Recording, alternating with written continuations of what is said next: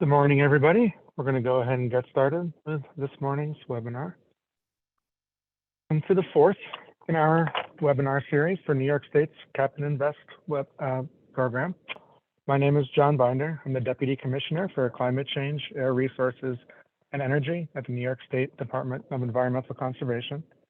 For today's webinar, we will be covering again some of the same information that we covered in the first several webinars, but with a focus on energy intensive and trade exposed, or EITE, sources for today's session. Again, we will be raising some of the same questions and topics on which we are seeking input.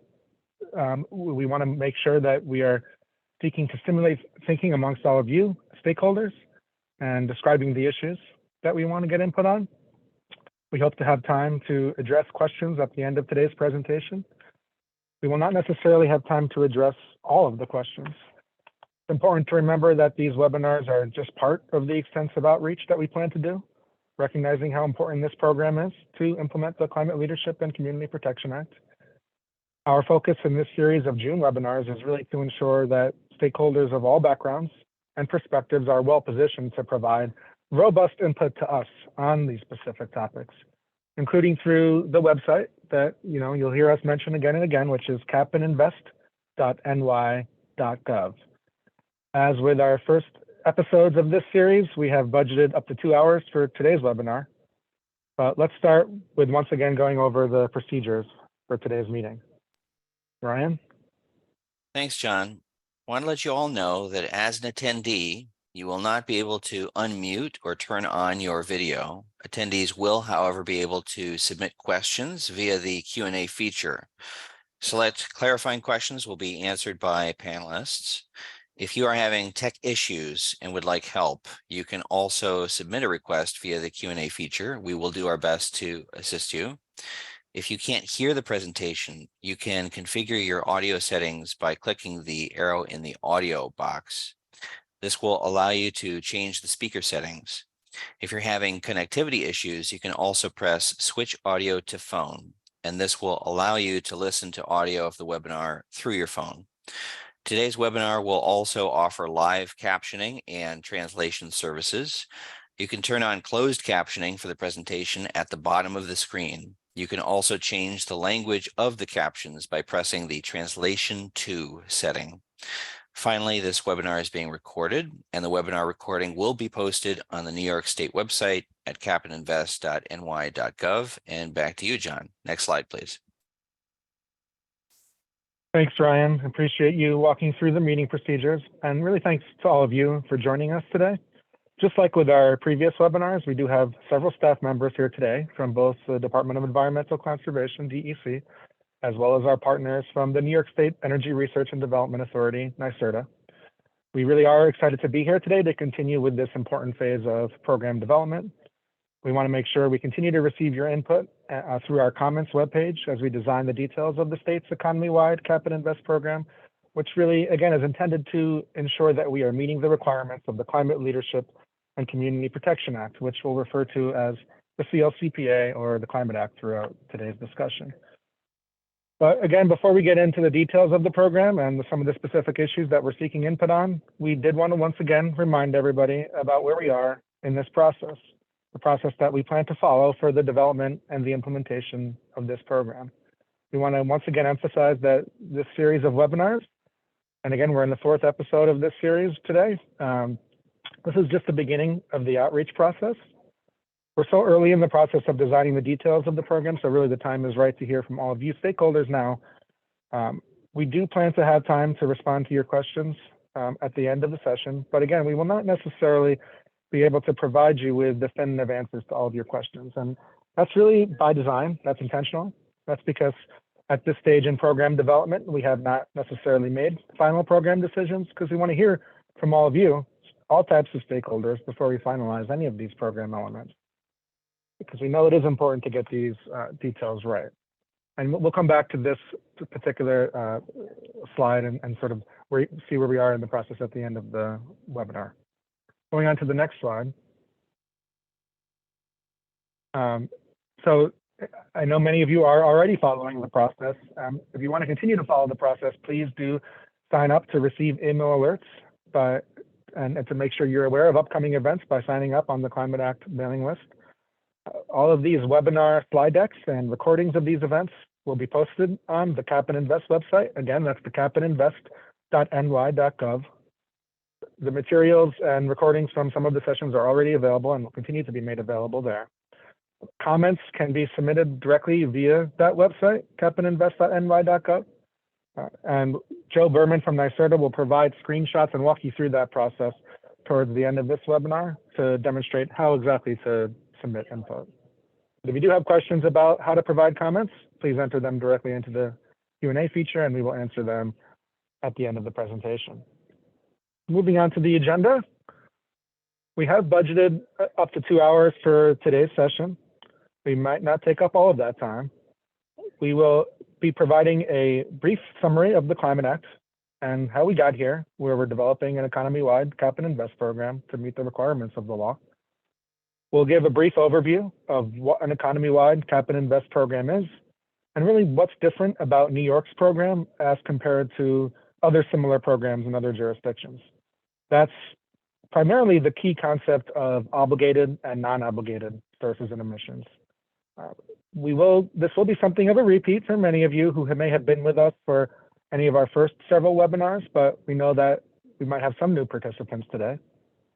Based on some of the feedback that we have received with our previous webinars, we will be emphasizing a little bit more at this point about obligated and non-obligated sources, including with some additional graphics that will hopefully help further clarify and illustrate this distinction.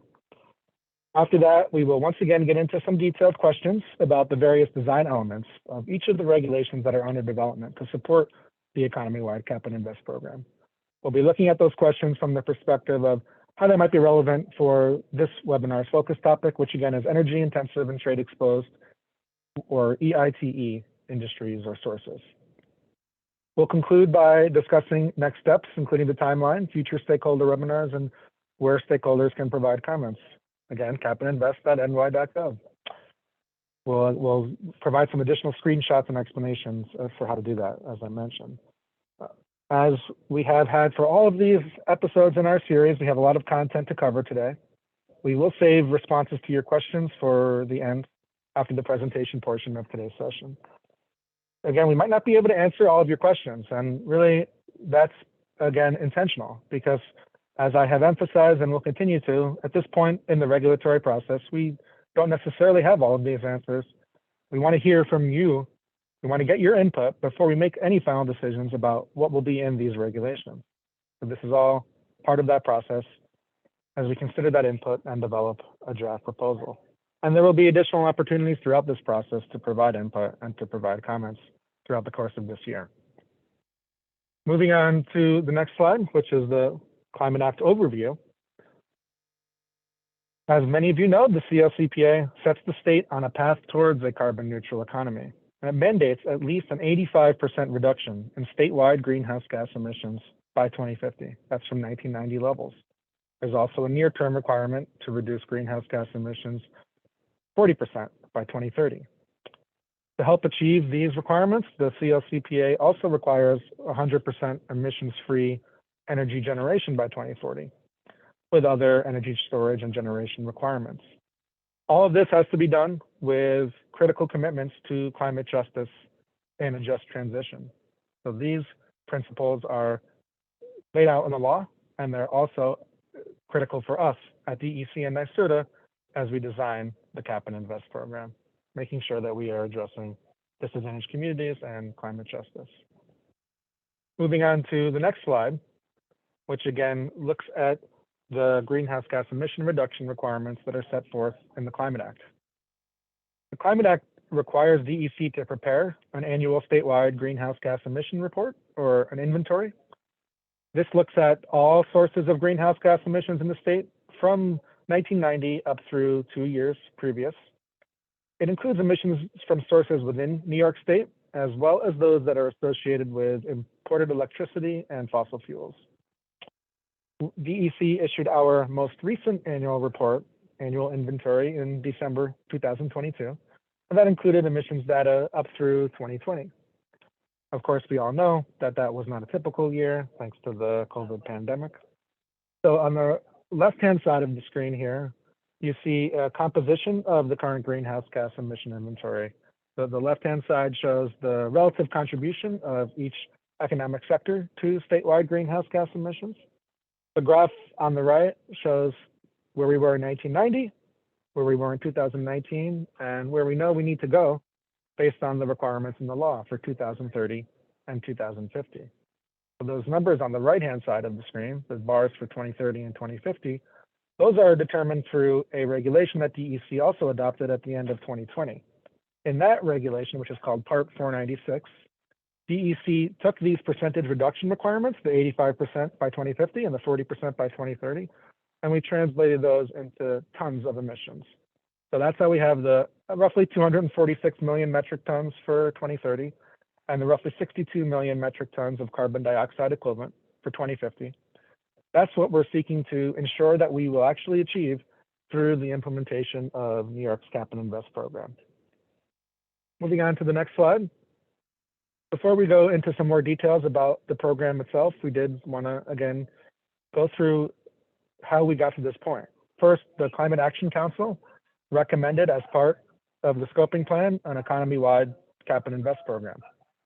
It recommended that as the most cost-effective means of achieving the climate action emission limits.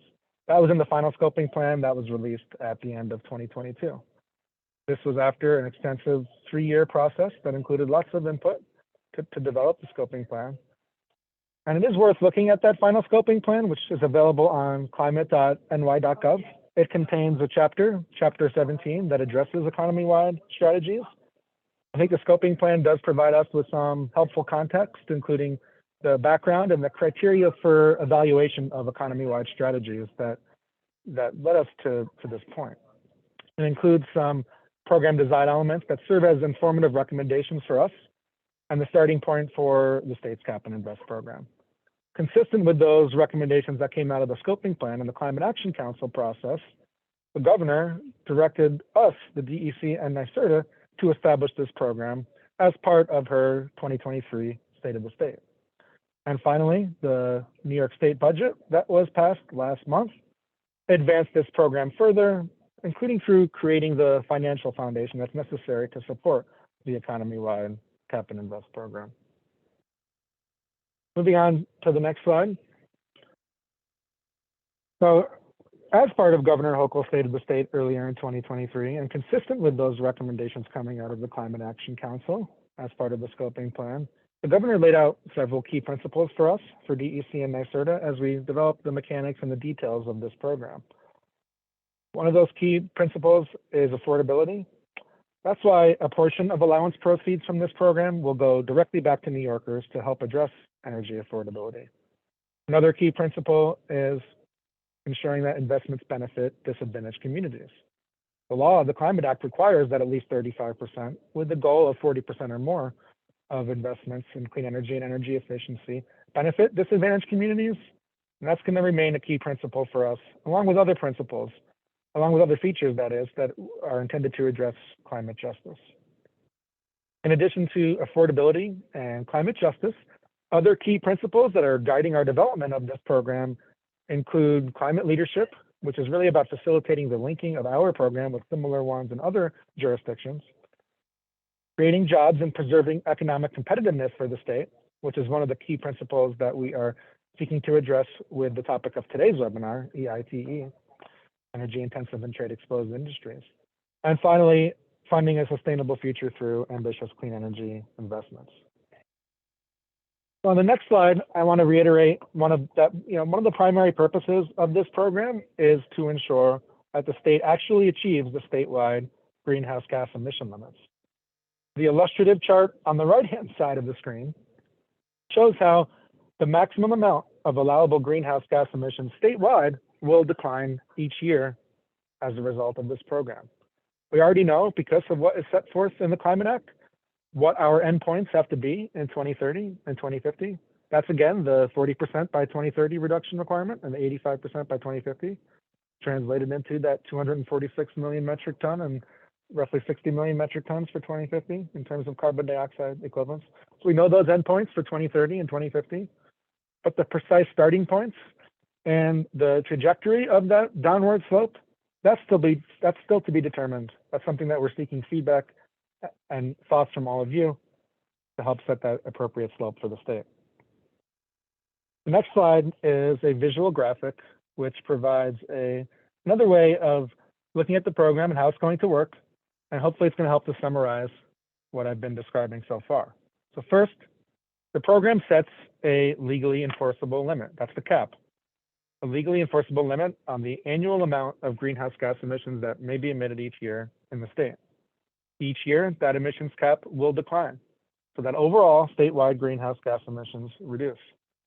Second, a key feature of the program is the legal requirements for large sources of greenhouse gas emissions to purchase or obtain emission allowances. Emission allowances being a limited authorization to emit 1 ton of greenhouse gas emissions. So the sources will be required to obtain these emission allowances to cover each ton of greenhouse gas emissions that are associated with their activities. The way that these sources comply with the regulatory program, at the end of a relevant time period, obligated sources will have to provide to DEC emission allowances to cover their associated emissions. Emission allowances that are provided to DEC for compliance purposes are permanently retired, meaning they can never again be utilized by a source to cover a ton of emissions. And because the overall amount of these emission allowances that are issued by the state, the overall amount is limited, that's the cap, and because it declines each year, that gives us the legal and regulatory assurances that greenhouse gas emissions will in fact decrease to meet our statewide requirements. Most of these emission allowances will be sold by the state through auctions, and the resulting proceeds from the state's auction of these emission allowances will be utilized for multiple purposes.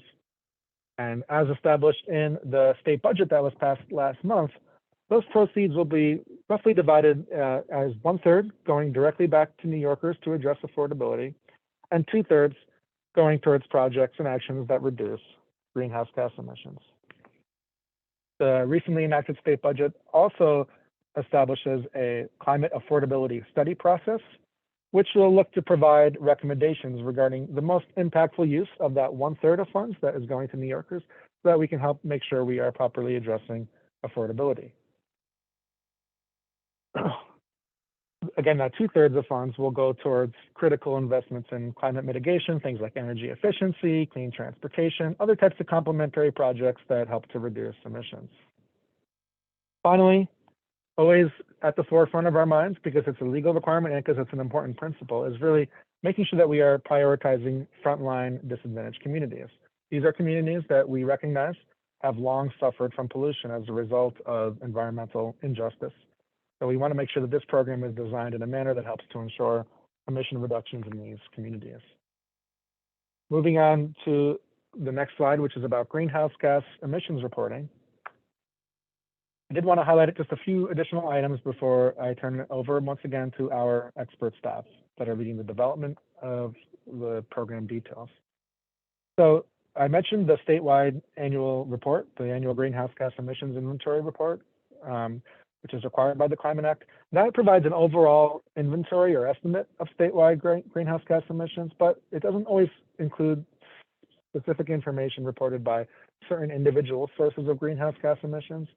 And so because not all of these individual sources throughout the state of greenhouse gas emissions are currently required to report emissions information to us, we do think that additional information is necessary to support a cap and invest program.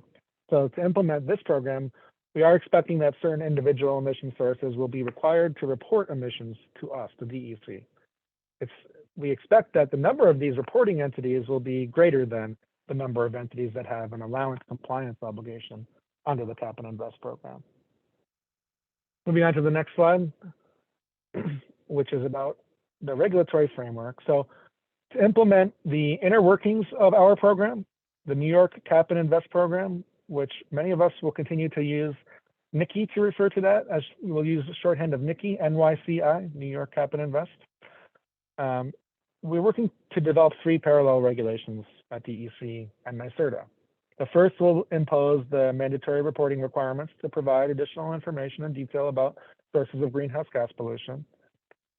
which is what I just mentioned on the previous slide. The second DEC regulation will include the inner workings, the mechanics, all the requirements for sources to comply with the Cap and Invest program, primarily through providing us with emission allowances to cover emissions.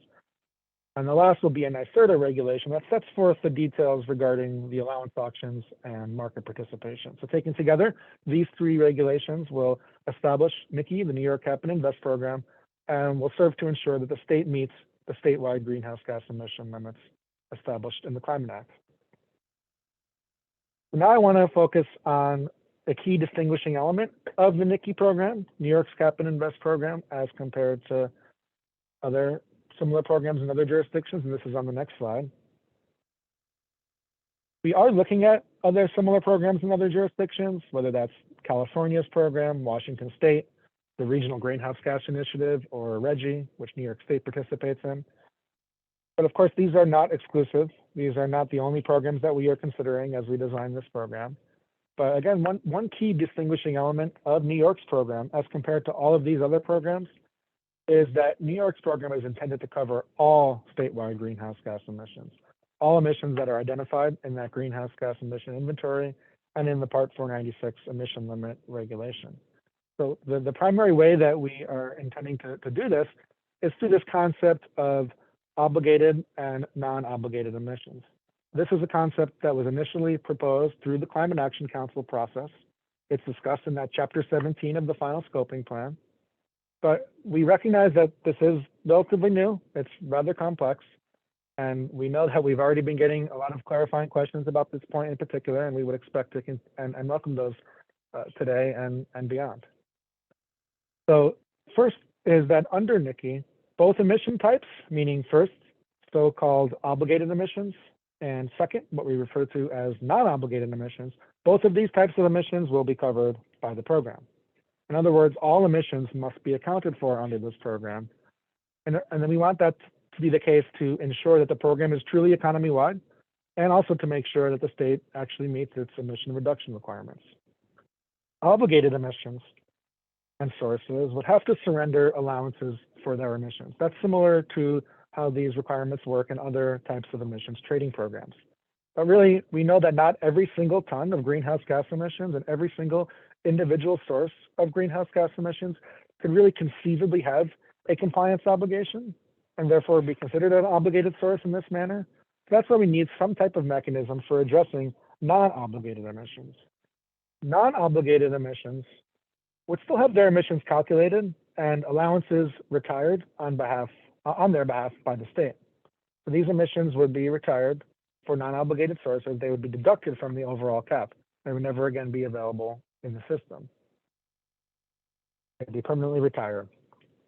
So again, on the next slide here, we're going to get into a few graphics that we added with our last session.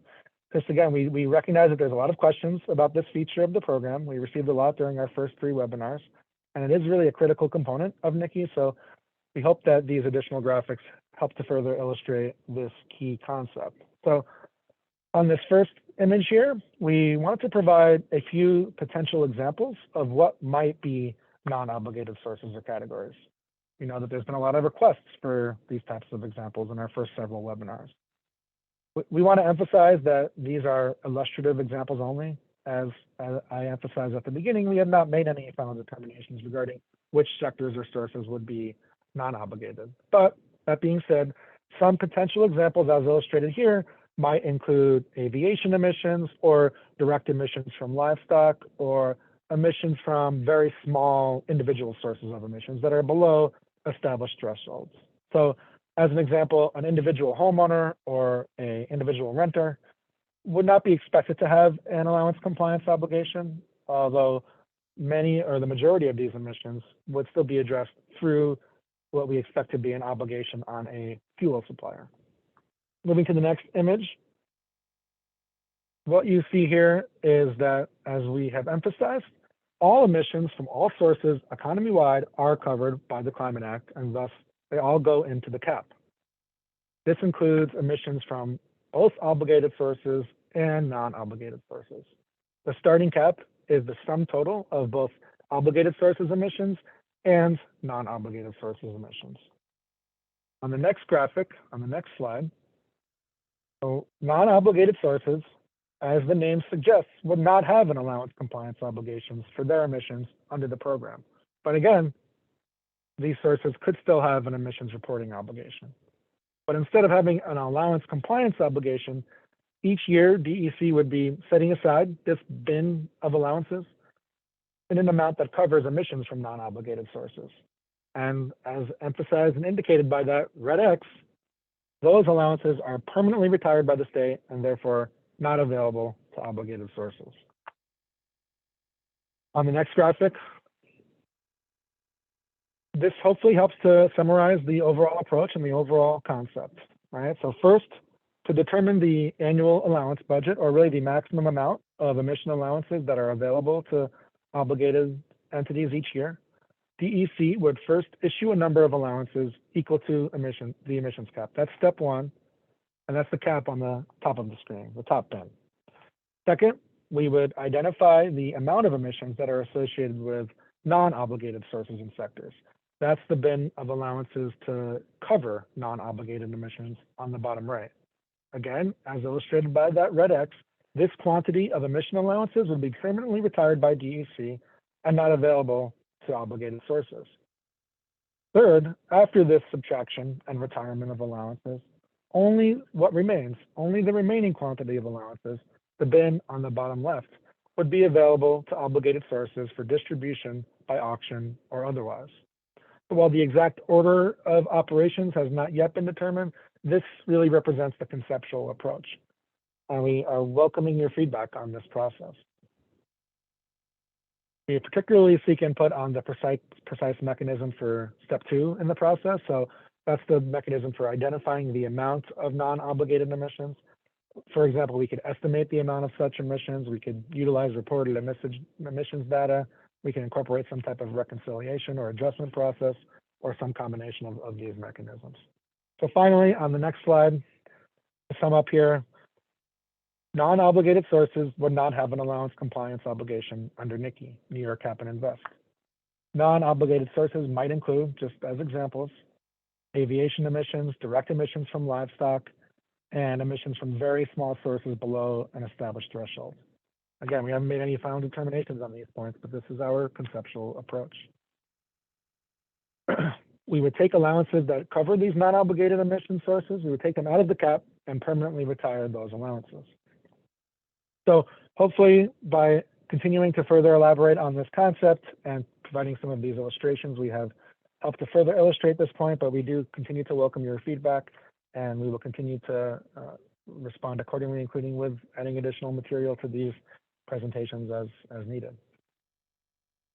Finally, one more slide before I turn it over to our staff experts. I do want to emphasize that we are seeking feedback on the regulatory mechanisms that we could adopt to address and to ensure emission reductions in disadvantaged communities. So we know that there's a key principle and a key requirement of the law on the investment side of the program, which is the 35%, at least 40% or more of investments going to disadvantaged communities. And we know that that's going to equate to significant and much needed financial resources for these communities. We do expect that many pollution reduction strategies that are born out of the ongoing and parallel statewide community air monitoring initiative under the CLCPA, we expect that many of those strategies will be funded through these investments. But again, on the CAP side of the program, there's a desire for feedback from all of you on potential regulatory mechanisms to address disadvantaged communities. So as laid out in the scoping plan, and in order to maximize one of the key principles of affordability, we do anticipate that this program will include some amount of emission allowance trading, just as we see in RGGI and in other jurisdictions existing cap and invest programs. We believe that emissions trading like this helps to keep the cost of the program down. But the final scoping plan also highlighted potential mechanisms for DEC to consider, subject to ongoing engagement with environmental justice and other stakeholders, like what we're doing here today, but other potential mechanisms to ensure that emission reductions occur in disadvantaged communities. So some of those potential examples that were outlined in Chapter 17 of the scoping plan include limits on trading of allowances for sources located within disadvantaged communities, or requiring additional allowances for sources located within disadvantaged communities. So we do welcome your input on these points, these equity considerations for disadvantaged communities. Moving on to the next slide, I just want to give a reminder that all of this information presented today and in the past webinars can be reviewed on the website, capitinvest.ny.gov. We intend to address questions at the end of this presentation, but we also welcome you submitting comments directly through that website as well. So I now want to turn it over to Ona Papageorgiou, who's the Chief of the Mobile Source and Climate Change Planning section in DEC's Division of Air Resources. Ona? Thank you, John. And good morning, everyone.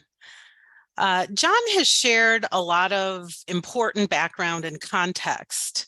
After taking all of that in, you can see that the NYSERDA program is intended to be truly economy-wide. The scope of New York's program will be more encompassing than other jurisdictions. So what's the starting point for a program that's this ambitious? We look to our sister agencies and other jurisdictions to begin. And we're seeking your input on what elements of those other jurisdictions' programs can be leveraged for use in New York. While we're highlighting California as well as Washington and Quebec programs here, as John noted, this is not intended to be exclusive. We'll welcome input on related elements of any and all jurisdiction programs. New York's greenhouse gas emissions are generated from a variety of sectors and sources, and that's described in our annual greenhouse gas reports. So the decisions made in other jurisdictions may or may not be the best fit for New York's program. There also may be program design elements in each of these other programs that are universally best practice that will work equally well in New York. So while today we focus on EITE, we welcome feedback through our webpage on all aspects of this work. Let's dig a little deeper into the design elements, starting with applicability and thresholds. I'm sorry. Let's dig a little deeper into the design elements on the next slide. So a number of program design decisions are under development right now. And here on this slide, we list those. I'll hit the highlights of each of them now and then follow up with in-depth slides on each of these elements after. Applicability and threshold will define the who and under what emission or operational circumstance the regulations apply. As noted earlier, this may be different for cap and invest than for mandatory reporting. Allowance allocation provisions will identify how allowances are created and assigned to accounts, whereas the auction provisions will establish the mechanism for how allowances are anticipated to be made available to compliance entities. The cap will establish the number of allowances to cover annual emissions under the program, while the budget will set the number of allowances available for compliance entities. And remember, the cap or the full annual emissions will need to decrease to meet the 2030 and 2050 limits defined in the CLCPA in Part 496. Program stability provisions are mechanisms in which the availability of allowances could change in response to unanticipated events. Compliance and enforcement provisions will describe how and when obligated entities will surrender allowances for their emissions and what happens if they don't comply. Lastly, reporting and verification provisions will establish the emissions reporting and verification requirements of the program. So next, I'm going to go into specific questions for, next I'm going to highlight each of these each of the items listed on the previous slide. Applicability will explain which sources may or may not have to obtain and surrender allowances under a cap and trade program. Thresholds establish when the program applies, and this may be determined by emissions level or operational criteria. Different applicability and thresholds may apply to different source sectors. Throughout the rest of this presentation, we're going to remain focused on considerations related to emissions associated with EITE.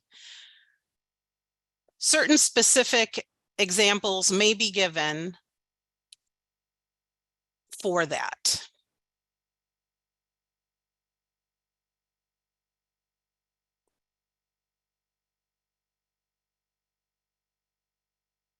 Pardon me, one moment. If you could go to the previous slide.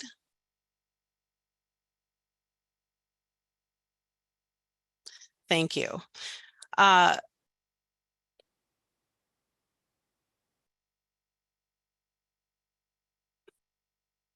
I'm sorry, go to the next slide. All right. So beginning with probably the most straightforward question, I am going to begin peppering you all with questions so that you can help us build the best program possible. Most straightforward is, what does energy intensive and trade exposed mean? Energy intensive and trade exposed, or EITE, may be used to define a facility or facilities in New York that use large amounts of energy or fuels and are more exposed to cost competition outside of the state than other emission sources. Some examples may include cement, steel, and paper manufacturers. The Climate Act Scoping Plan provides additional conceptual details in chapters 14, 17, and Appendix C. The scoping plan recommends that the state develop a mechanism to allocate allowances to qualifying EITE emission sources based on public input. And here we're looking for your input. It's important to emphasize that qualifying EITE sources could be obligated sources, meaning they are still subject to the NICE program and have an allowance compliance obligation. But the sources may receive allowances directly from the state. So what should the state consider when establishing regulatory definitions for EITE facilities? Should the definitions apply to a general type of facility that could be determined by the North American Industrial Classification System Code, or we sometimes refer to as NAICS codes?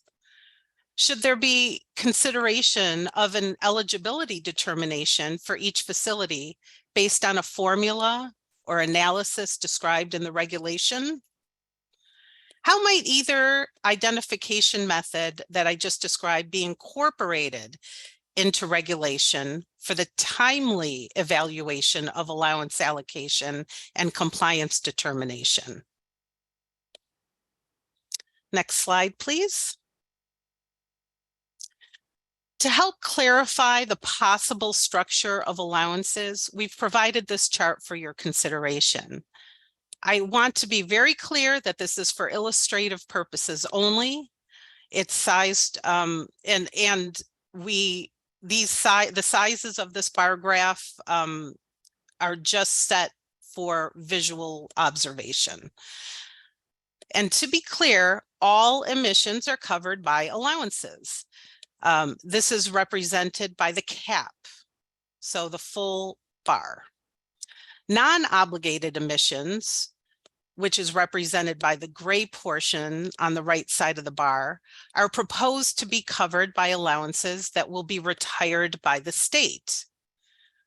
The non-obligated allowances retired by the state are not part of the budget, as John explained earlier and was represented in the illustrative cartoons on his slides.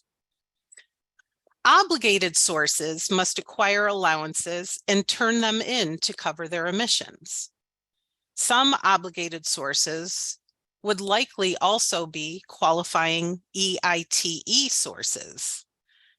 EITE sources may be directly allocated or consigned allowances to cover a portion of their emissions.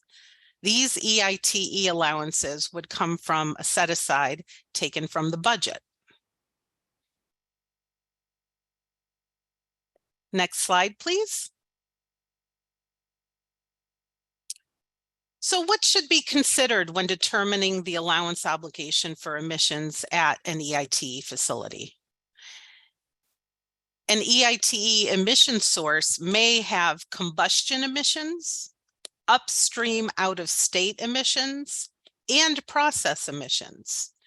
Combustion emissions are the result of burning fuels. Upstream out-of-state emissions are the emissions associated with the production and transportation of fossil fuels used in New York. Process emissions are created from non-fuel combustion operations at a facility, such as venting gas or chemical reactions, which have CO2 as a byproduct of a reaction. How might the allowance obligation of facilities with only combustion emissions be compared to facilities with combustion and process emissions? As industrial electrification advances, can facilities with only process emissions be included in the EITE definitions? Should fuel suppliers have allowance obligations for the fuel delivered to EITE sources? Or should the facility have allowance obligations for all emissions associated with the facility? What should be considered when establishing thresholds for potential EITE facilities, and which emissions should be compared to this threshold? Moving on to the next slide, we'll consider other stationary sources. Are there types of stationary sources which are not typically thought of as industrial, which might be considered EITE? In determining EITE applicability, what considerations should be given to large emission sources, such as hospitals, universities, commercial and residential buildings, that combust fuels for water or space heating and do not have process emissions?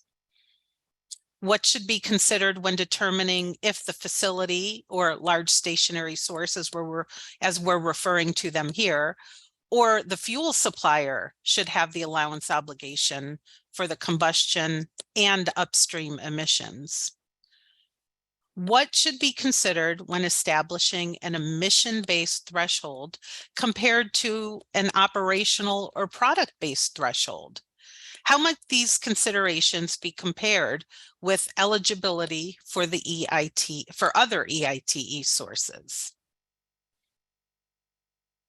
Next slide, please. And while this presentation is focused on energy intensive and trade exposed industry, the state understands that there is a connection between EITE and fuel supply. Because of this, we'll now spend a little bit of time on that connection and ask those questions to make the most well-informed decisions in the development of the NYSERDA regulations. So fuel suppliers are anticipated to have allowance obligations for all non-aviation fuel delivered to end users in the state. And it's anticipated that these allowance obligations would be for both combustion emissions and for the upstream out-of-state emissions from the production of delivery of that fuel. The compliance obligations for fuel associated with an EITE facility may be covered by those facilities rather than by the fuel suppliers. This may be due to the facility being the first owner of that fuel within the state.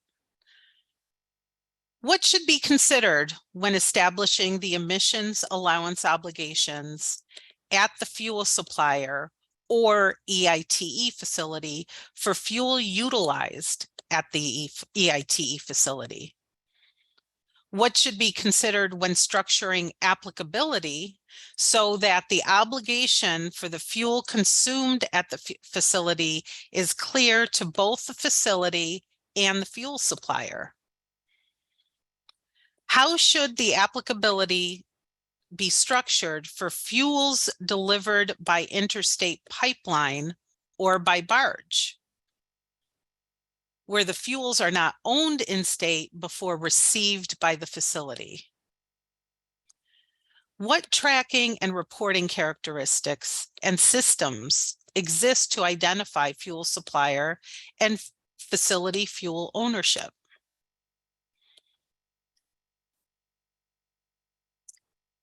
And so now with those questions, we'll go to our reminder slide next.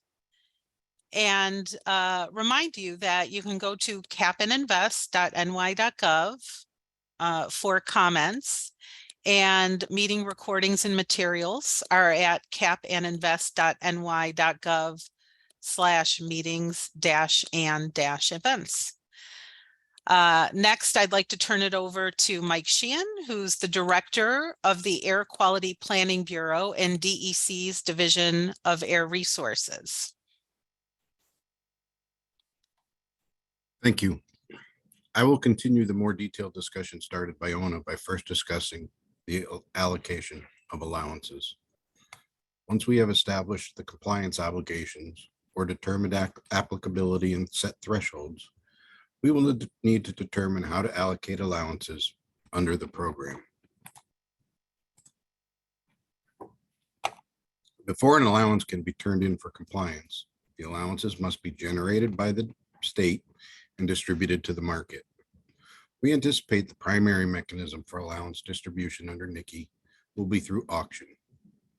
In addition, set-asides may be established to support allowance retirement. Set-asides may be established for the distribution, as Ona just touched on, for the distribution of allowances to EITE sources, and separate set-asides established to support allowance retirement by the state for non-obligated sources or sectors. As explained earlier, and to clarify some questions we received during our initial calls and webinars, retirement means allowances are permanently deducted and never again available in the marketplace to cover emissions. Total allowance generated by the state in a year is anticipated to equal the cap. And then we are seeking input on should other methods of allowance distribution other than auctions or set-asides be considered. On this next slide, I will touch on the California approach to allowance allocation. California Air Resources Board Cap and Trade Regulations, subarticles 8 and 9, contain regulatory language describing their provisions for industrial allowance set-asides and eligibility factors. With today's focus on EITE definitions, what should be considered when evaluating this language for compatibility with New York's goals and program ambition? How might the California or other jurisdictional industrial allowance allocation mechanisms be utilized in the NICI program? What consideration should be given to identifying industries in New York which might not have been identified in California's regulation? Another question is, what should be considered when evaluating the product-based efficiency and NAICS code-based allocation methods? What should be considered when developing the allocation methods? Considerations about EIT facility allowance obligations discussed earlier are anticipated to inform the design of this set-aside. What additional consideration should be given to reducing this pool of allowances as the cap declines? How might adjustments be made to the size of the EIT set aside or allocation methods due to changes in industrial emissions in New York? On this slide, I will discuss the allowance cap. The allowance cap establishes the overall all emissions limitations of the program and will be designed to align with the Climate Act emission limits in 2030 and 2050. In setting these limitations, we will need to determine the starting year and starting cap level of the program. As mentioned earlier in the presentation, the current greenhouse gas inventory is generally published 2 years after the end of the inventory year, with 2020 inventory being our latest, released in 2022. Should this information be used to set the starting cap at the most recent inventory emissions? Should an average of emissions over multiple years be used? Or should the cap be informed by available data trends or analysis? Should we consider other options for EITE facilities? Determining the cap decline from that starting point to the Climate Act emissions limits, should we consider a linear trajectory as shown in an earlier slide, or should reductions be aligned with step-down period that might reflect the timing of other emission reduction strategies? The next slide will serve as a refresher on non-obligated sources. As mentioned earlier, to ensure this program is truly economy-wide and to ensure achievement of the Climate Act statewide emission limits, in addition to obligated sectors and the associated requirements mentioned above, state will need to retire allowances for all non-obligated emission sources and sectors. Ensuring that these emissions are estimated accurately is important. To address non-obligated emissions, the state is considering the establishment of a set-aside or set-asides that would include calculation methods in addition to language on how and when the allowances for non-obligated emissions are retired. To reiterate, retired allowances are permanently deducted from the system and not available for obligated sources to cover emissions. It is anticipated that emissions calculation methods for non-obligated sources would be aligned with the methods in the greenhouse gas inventory or be informed by state-specific reporting. Set-asides may need to be established well in advance of actual activity data information used to calculate emissions based on the best available inventory data. To better inform the creation of the set-aside, we are looking for feedback on how the set-aside should be designed, whether there should be mechanisms to adjust the number of allowances based on annual data, and what data should inform these adjustments. In addition, if non-obligated emissions are larger or smaller than the set-aside in any year or series of years, where should additional allowances come from or flow to, if at all? Lastly, what consideration should there be on timing the retirement of non-obligated emissions compared to the compliance deadlines for obligated emissions? This next slide will look again at the term allowance budget. As noted earlier in the presentation, the allowance budget sets the number of allowances available for compliance entities. It represents the total available number of allowances for sources to acquire at auction or direct allocation from a set-aside. Non-obligated allowances, while covered under the economy-wide cap, would not be part of the allowance budget. These allowances would be retired by the state and come out from under the cap. The annual cap is a sum of non-obligated allowances plus the allowance budget in any year. In this next slide, I want to introduce the concept of program stability mechanisms. Program stability mechanisms could be incorporated into the program to add or remove allowances under certain market conditions and used to establish criteria for the holding of those allowances. A cost containment reserve, if established, could be designed to provide additional allowances at an auction if the price becomes higher than anticipated. What information should be used in the determination of the price that additional allowances become available? Where should these allowances come from? Tranche of allowances from under the cap, from future years? Should there be multiple price tiers? Whatever information should be used to determine how large a CCR could be. Should it be a percentage of the cap or budget, a modeled amount to meet specific price point?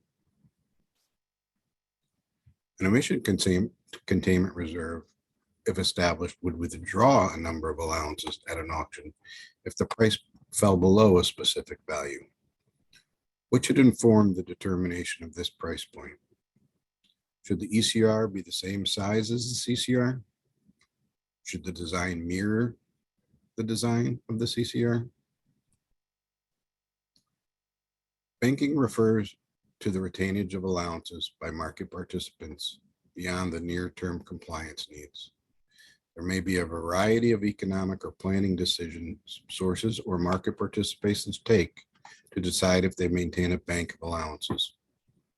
What information should the state consider when determining the impact of banking?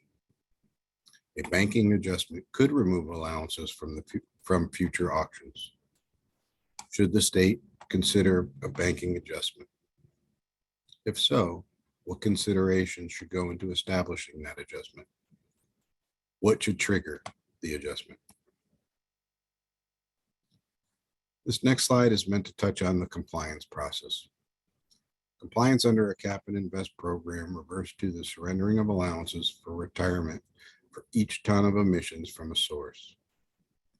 A multi-year compliance period may offer flexibility to sources needing to acquire allowances to cover emissions fluctuations when compared to a single-year compliance period. In this example, at the end of a multi-year compliance period, all 3 years worth of emissions would have to be covered by allowances at the end of the third year. An option to consider, similar to RGGI, is that during the preceding 2 years of a 3-year compliance period, part of the emissions would have to be covered in what is called an interim year compliance obligation.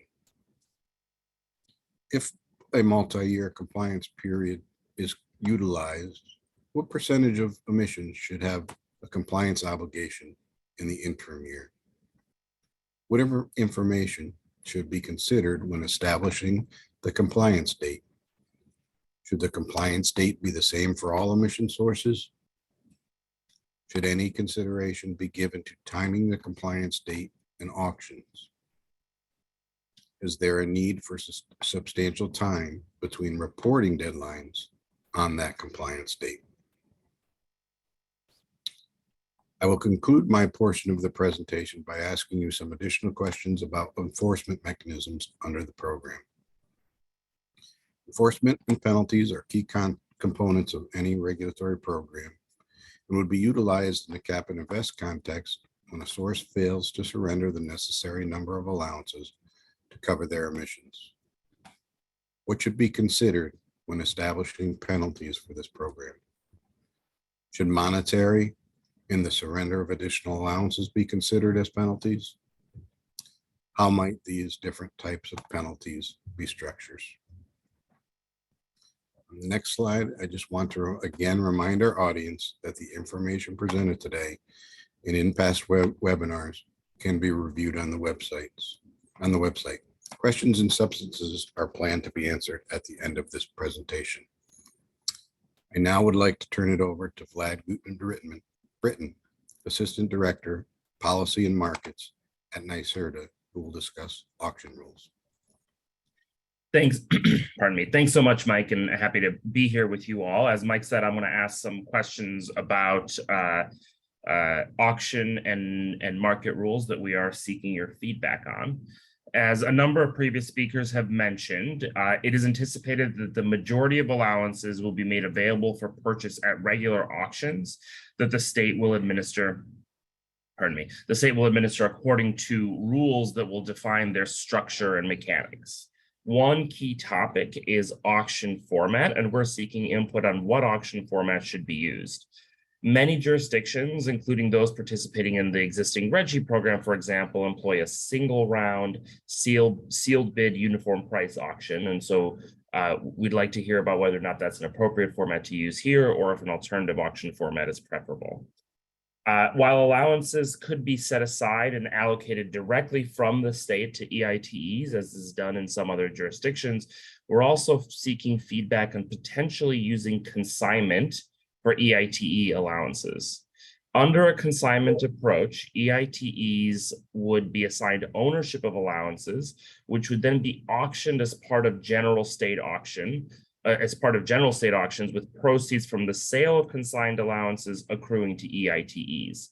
We would anticipate that under this structure, EITEs would be bidders for allowances at the same time in order to enable them to demonstrate compliance and retire the requisite amount of allowances that they're obligated for, but would cover the cost of that acquisition from the sale of those consigned allowances.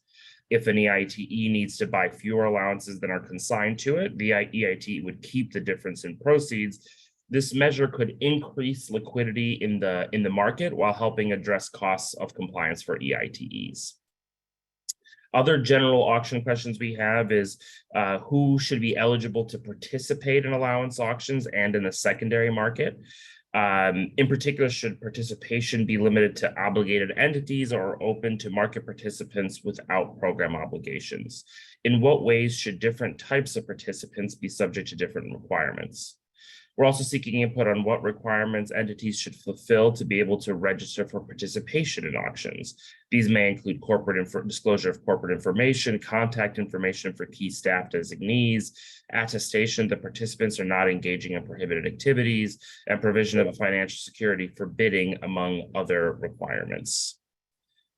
Input is sought on whether the auction mechanics should contemplate general provisions around the inclusion of allowances from linked jurisdictions, capacity to link with current or future programs is a core principle laid out by the governor, and traditionally linked jurisdictions jointly administer their auction systems. And finally, on this slide, we're interested in input on what auction measures should be considered to uphold market integrity and protect against collusion or other market manipulation. So, for example, that could include establishing prohibitions against collusion, requiring disclosure of corporate associations, and retaining an independent market monitor, among other measures that have been employed in other systems to prevent gaming the system. On the next slide, we want to ask about general market rules beyond just the auction platform. So rules may be put in place regarding the trading of allowances on secondary markets and the purchase and holding of allowances by market participants. So we're interested in input on whether any constraints should be adopted regarding trading of allowances. And finally, we're seeking input on whether any allowance purchase, holding limits, or minimum allowance holding periods should be applied. And if so, should these apply only to market participants other than obligated entities? These types of measures may help prevent concentration of market power among a subset of participants.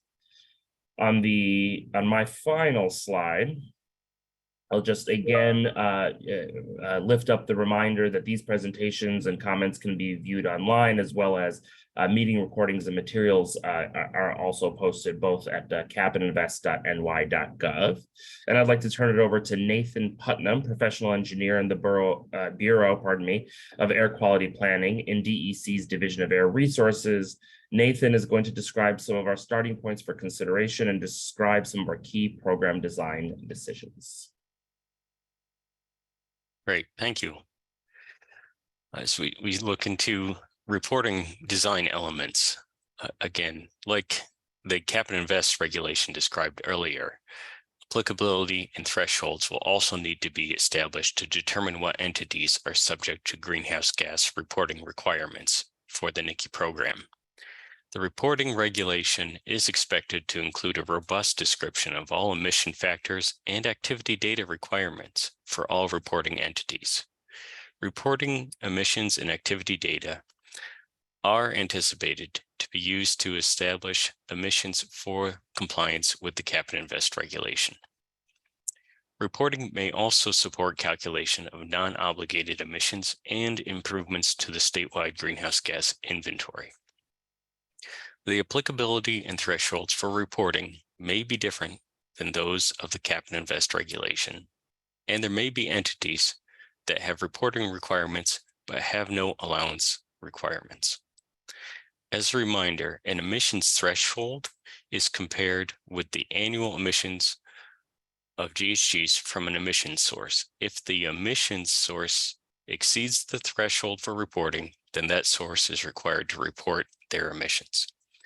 An operational threshold would be an annual production or utilization amount in a time period, such as the number of widgets produced in a year. Several emission sectors are highlighted in this presentation, although with the focus on EITE, this does not indicate that these are the only emission sectors which are anticipated to have reporting requirements. Next slide. What should be considered when establishing reporting requirements? What, if any, emissions information or activity data can be extracted or leveraged from other existing regulatory programs? What should the state consider when evaluating whether to develop plain language requirements within this regulation compared to incorporating by reference another program's reporting requirements? What consideration should be given towards using reported data to inform the allocation of EIT allowances? If benchmarking or product-based efficiency provisions are utilized under the Cap and Invest program as part of the considerations of how to allocate certain allowances, such as the EIT allowances, how might these provisions for reporting be constructed? Should the provisions be based on international best practices or each facility's performance as determined by a formula established in the regulation? How might past facility performance be used to establish emissions intensities? And what should be considered when developing language to adjust a facility's allocation as its emissions and operational data change? What should be considered to determine the fuel supplier reporting requirements to inform EITE facility emissions calculations? What should be considered when establishing how often sources report emissions and whether all sources have the same reporting schedule? Third-party verification of emissions reports and activity data may be required for most or all sources.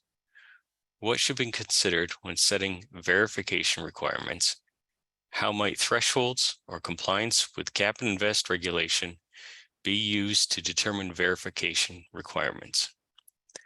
How often should emissions report and activity be verified? And what considerations should inform the establishment of verification timing? What steps should be taken to ensure that emission verifiers understand the requirements of the NICI program and have the capacity to responsibly verify emissions? Should verification training be provided?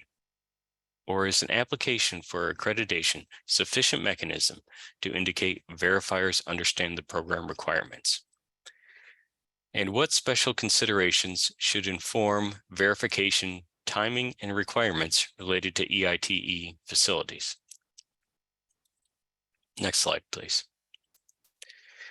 As described earlier, the EIT concept may be used to define a facility in New York that uses large amounts of energy or fuels and that are more exposed to cost competition outside of the state than other emission sources. Applicability in the reporting regulation is anticipated to be similar to applicability in the Cap and Invest regulation for EITE sources. What should be considered when establishing emissions thresholds for reporting at EITE facilities? Is there value in identifying EITE facilities that have emissions below the Cap and Invest allowance threshold? Combustion emissions, upstream out-of-state emissions associated with the extraction and transportation of fossil fuels utilized at a facility, process emissions, along with vented and fugitive emissions, are anticipated to be reported by the facility. What operational or production data should be reported and utilized to support the allocation of EIT allowances and support compliance with the Cap and Invest program? What should be considered when determining reporting requirements for facilities which have benchmarks compared to facilities which are eligible by a NAICS code determination? What should be considered when determining if all types of EIT facilities should report similar data? Next slide, please. Now, fuel suppliers are likely to have important reporting requirements. The first question is, how should fuel suppliers identify emissions associated with EITE facilities? What considerations should be given to having both the EITE facility and fuel supplier report emissions and activity data related to fuel utilization and supply to an EITE facility? To ensure emissions from fuels utilized in New York are correctly identified, reporting from all types of fuel suppliers may be necessary, and this could include natural gas suppliers, propane, coal pellets, gasoline, and distillate fuel suppliers. What considerations should be addressed in developing emission factors for upstream out-of-state emissions related to the extraction and transmission of fossil fuels so that an EITE facility can clearly estimate their emissions? How might these emission factors be informed by fuel supplier reporting? Are there specific types of fuel deliveries, such as from interstate pipeline or by barge, which may be best reported by an EITE facility rather than a fuel supplier? What considerations should inform the setting of reporting deadlines? And what amount of time should be given for reporting deadlines to allow informed decisions about allowance compliance? And how might these considerations apply to EITE facilities and their fuel suppliers? Let's move on to the next slide. Take a quick look at the California reporting rule. As previously mentioned, the state is reviewing existing cap and invest and greenhouse gas emission reporting programs in other jurisdictions. Highlighting the California reporting regulations does not indicate a preference for its regulatory text. These next slides identify portions of the California reporting rule, which may be helpful points of reference to formulate considerations for the New York program. California's subarticle 1 contains the general terms on applicability and thresholds and other definitions. And are there any considerations here which New York should take special notice of for EITE facilities? Next slide. California's subarticle 2 contains specific provisions for suppliers of fuel and other definitions related to the reporting criteria, including individual industrial sources such as cement or aluminum production. Aligning with the US EPA reporting program, What should be considered to develop reporting requirements for New York's EITE facilities? What consideration should be given to including regulatory language for EITE facilities which may not be currently present in New York? What consideration should be given to designing reporting to anticipate new industrial facilities? Additionally, we would welcome your thoughts on how provisions of the U.S. Greenhouse Gas Reporting Program are utilized in the California regulation, and if these elements would be applicable to New York's emission sources. Next slide.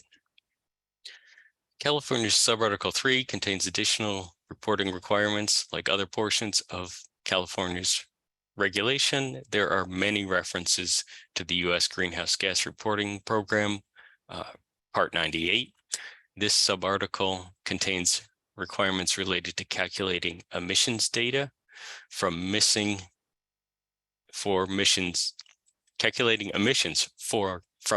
data. Should there be special considerations related to those provisions for New York's EITE facilities? What additional considerations can inform our understanding of how this regulatory language can inform the New York program? Next slide. California subarticle 4 includes the verification and accreditation provisions. What should be considered when evaluating this language and the needs of the New York program? What should be considered when establishing verification requirements for EITE facilities? How might the diversity of EITE facilities in New York influence the verification requirements? I would now like to turn it over to Sarah Osgood from NYSERDA, who will help facilitate our Q&A portion. We can go to the next slide. Thank you, Nathan.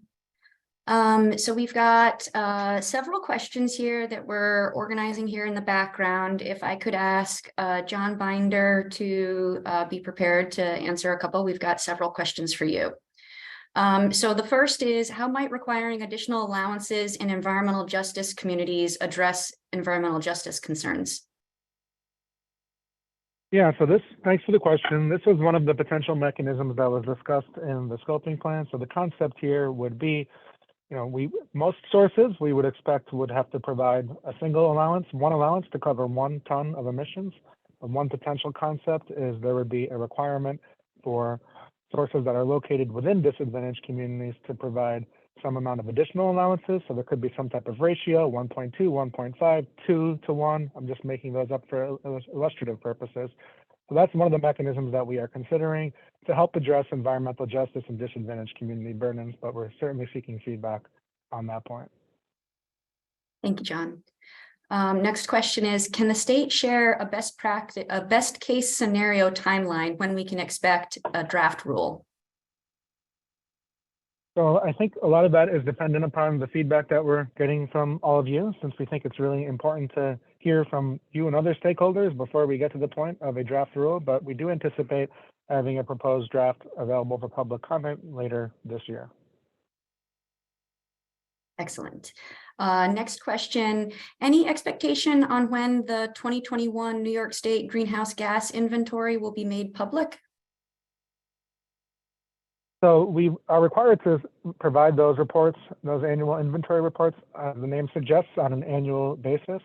Generally speaking, we follow the release of core data sets that are provided by the EPA and by the the Energy Information Administration, EIA. So we would expect the 2021 inventory report to be available by the end of this year, so likely December 2023. Great. And I think we've got one more for you.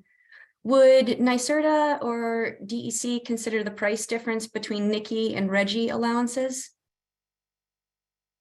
Yeah, I mean, one question we've sought feedback on, not necessarily today, but in various other webinars is, and on our website, capitalinvest.ny.gov. But one of these questions is whether electricity sources that are currently subject to the RGGI program, the Regional Greenhouse Gas Initiative, whether these sources should be obligated or non-obligated. We've not made a determination on this point. We certainly, like I said, seek your feedback.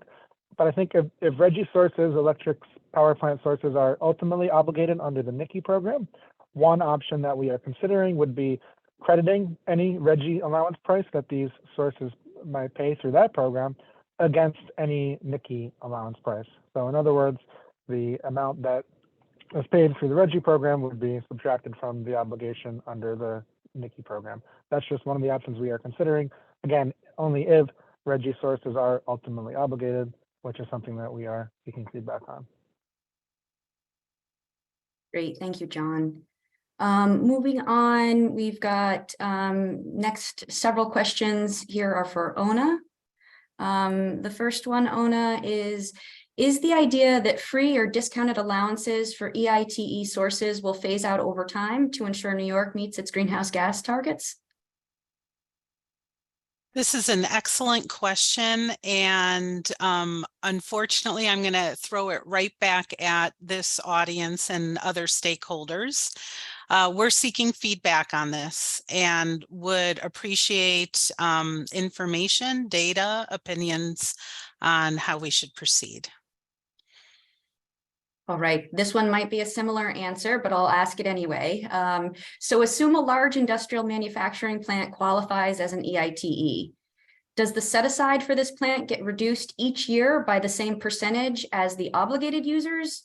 Or does this plant set aside remain constant and therefore the available allowable, I'm sorry, I'm going to start again just to get the whole question in here from soup to nuts. So assume a large industrial manufacturing plant qualifies as an EITE. Does the set aside for this plant get reduced each year by the same percentage as the obligated users? Or does this plant set aside remain constant and therefore the available allowances for the non-EITE gets reduced even further? As an EITE, will I be protected somehow from the increase in cost of fuel year over year that this program could potentially cause? Yeah, thank you for this question as well. I think this question highlights the amount of complexity associated with the program. I think Mike Sheehan addressed a lot of these, or put forth a lot of these questions in his portion of this presentation. So again, I'm not going to offer a gratifying response here. I'm going to ask for stakeholders to offer their thoughts, feedback, and data with respect to this question, which was very good. Thank you. Thanks, Ona. And then we've got one additional one. Are hospitals considered EITE? So I'm going to sound like like I'm on rewind here. And it's a very good question, and I'm glad everyone is focusing in on these questions. We are seeking feedback on how to handle hospitals. It's anticipated many hospitals may be non-obligated as they may be below established applicability emissions thresholds. For larger hospitals that may ultimately be obligated, we seek feedback on if and how to handle them as potentially EITE.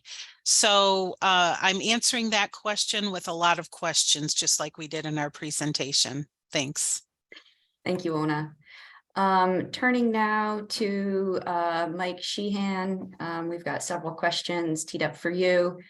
What is the expectation of how greenhouse gas emissions from industrial process use will be addressed under NYSERDA? Would an obligated industrial source have to cover with allowances those product use emissions related to their products?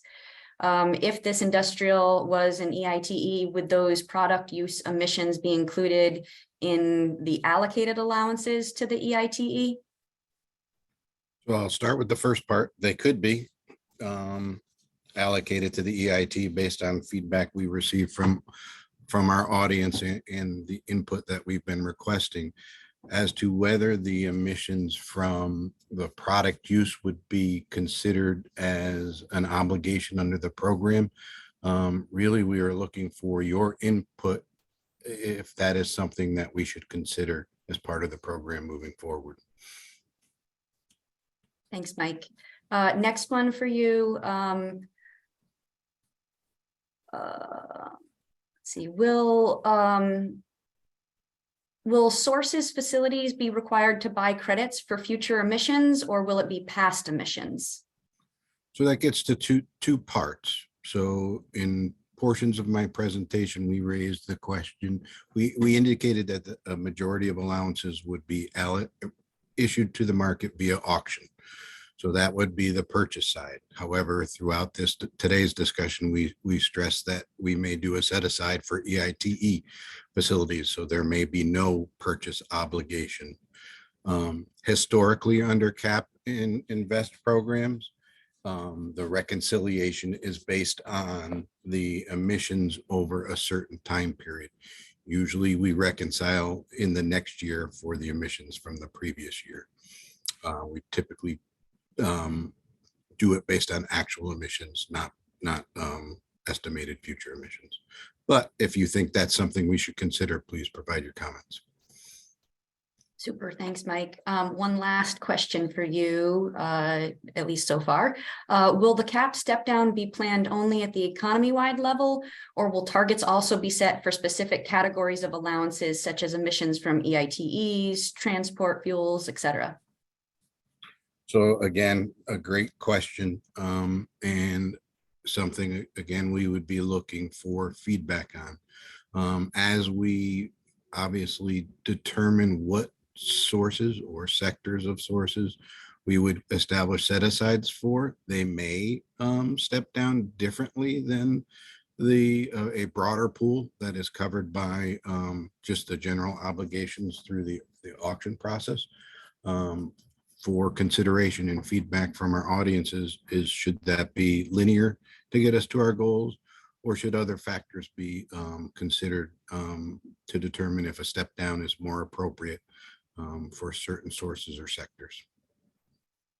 Thank you, Mike. But to clarify, the cap, we're intending to set it at an economy-wide, correct? Correct. Yeah, okay, Thank great. you. All right, that covered the questions for you so far, Mike. Nathan, if I could ask you to be prepared for question here. We've got several for you.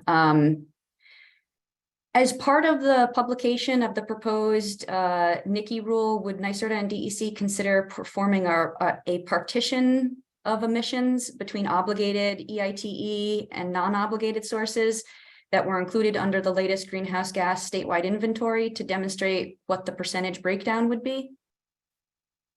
Yeah, thank you. That's a good question. Again, we're asking for input on the definitions and the applicability for EITE, obligated and non-obligated. So we don't have those formalized, and there's no formal final decisions made on those terms yet. So we couldn't do it right now. However, as part of the rulemaking, we will be when we publish a formal rule, there will be descriptions in there to answer that question. But right now, we're taking feedback on how to design those definitions. We'd want folks to take a look at our current greenhouse gas inventory to see how we've structured how we estimate emissions and what data sets inform those as emissions calculations, and get their thoughts on how that might align with the EITE definitions and the concepts outlined in the scoping plan for EITE. Great, thank you, Nathan. One more. How are non-obligated emission sources reviewed on a regular basis to account for changes, for instance, growth in these difficult to monitor sources? How does this affect permanently retired emissions from these sources? Great question. Non-obligated sources may have reporting requirements, so we would be able to track their emissions over time. Any of them that would not have reporting, or to support additional considerations, we would also utilize our inventory methods that go into the state greenhouse gas inventory to track emissions from non-obligated sources. We're required to put out this annual report which demonstrates the progress towards our greenhouse gas emission limits. So we will have a few ways of looking at their emissions. We want your feedback on what should be incorporated into the regulatory language to determine what to do in the case of either a growth in non-obligated emissions or some other impact in their emissions throughout the time period. Thank you. Thanks, Nathan. And now it looks like we have just one final question for John Binder. Are carbon offset credits going to be part of this program and usable for compliance at some usage limit?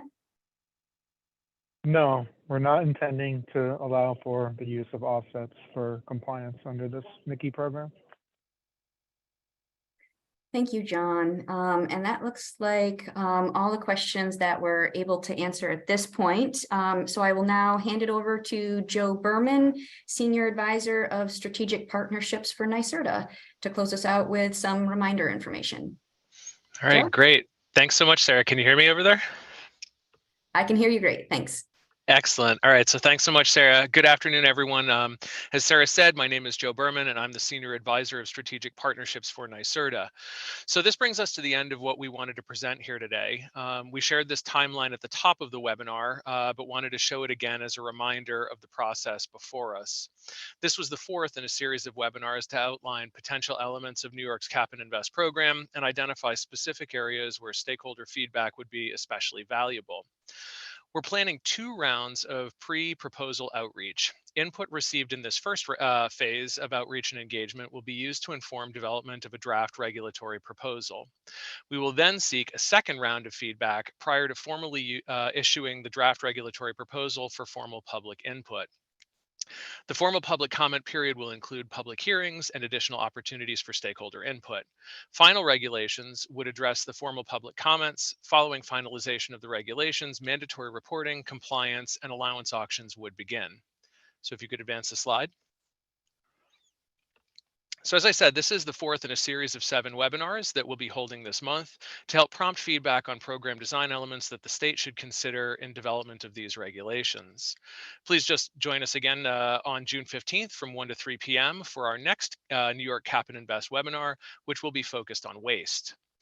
It's been said many times over the course of this event, but it's important to mention again, all of these webinars will be recorded and posted on the on the capandinvest.ny.gov website. Any additional events will also be posted to that website as well. Slide, please. In terms of providing feedback, I'd like to reiterate that while we may not have answered all of the questions today, for those that asked whether decisions have been made on any aspects of the program, those decisions have not yet been made, and we are following direction from the Scoping Plan, Chapter 17, and the Governor's Principles. Again, we encourage you to provide feedback in the form to inform the regulations development, and you can do so by heading over to capandinvest.ny.gov and look for the Submit Comments button. We're accepting comments at any time, but would appreciate feedback on this initial set of questions by July 1st so that the team can evaluate the feedback when developing the next set of pre-proposal materials. And as a reminder, details for future webinars and recordings of past webinars can be found on the Meetings and Events page of the Cap and Invest website. Slide, please. So in terms of submitting comments, we want to take a minute to walk you through the process of submitting comments through the Cap and Invest website. Here is a screenshot of the Cap and Invest website. To submit comments and review the full list of questions posed by NYSERDA and DEC, please click on Cap and Invest rule at the top of the page. There you'll find information on the Cap and Invest rulemaking process, and about halfway down the page is the Submit Comments button. Also on this page is a PDF commenting form that you can download. This form has fillable fields organized by the major topic headings for which we are seeking feedback. You can use this form to help organize your comments. The Submit Comments button and the PDF commenting form are available on every page of the Cap and Invest website. To submit comments, click on the Submit Comments button and you'll be directed to the comment management platform where you can directly enter comments or upload attachments that contain your comments. Slide, please. Further down on the same page, you'll find the high-level question topics in the dark blue boxes as shown here in the image on the left. Clicking on the plus sign button in the bottom right corner of the box will expand the box as shown in the image on the right to provide you with a list of questions we are seeking your feedback on. Please note that this accordion menu will be expanded with the additional questions that have been posed by the presenters this week and will continue to be updated with additional questions as we progress through the webinar series in phase 1. In order to aid you in developing your comments, we are compiling a comprehensive list of all the questions posed on the website, the presentation slides, and verbally during our webinar series. This will be posted to the website soon and updated as the series progresses. Slide, please. You can also submit written feedback to the mailing address on the screen. You can send that to the Bureau of Air Quality Planning, New York State DEC, Division of Air Resources, 625 Broadway, Albany, New York, 12233. Slide, please. This concludes today's webinar. Thank you again for joining us for this event, and we hope to see you again for future New York Cap and Invest webinars. Thank you.